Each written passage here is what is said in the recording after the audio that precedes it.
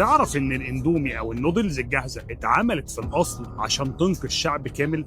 وقت الحرب العالمية التانية واليابان كانت متدمرة تماما والناس مش لاقي حاجة تاكلها، راجل اسمه موموفوكو أندو شاف طابور كبير قدام محل بتاع نودلز والناس واقفة بالساعات عشان بس تاكل. فكر ليه ما يكونش في حاجة تتعمل بسرعة عشان يعرف يأكل بيها الناس دي كلها. فضل يشتغل 10 شهور لحد ما اخترع أول نودلز فورية وسماها تشيكن ريمن، وبعد كده في التسعينات بدأت تنتشر في العالم كله. بس تعال أقول لك النودلز دي بقى معمولة من إيه؟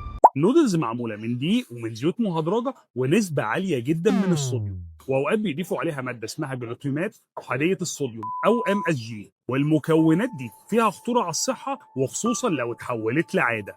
النودلز بدات كاختراع انساني وتطوره حوله لعاده مضره للصحه.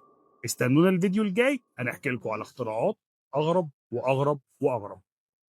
سلام.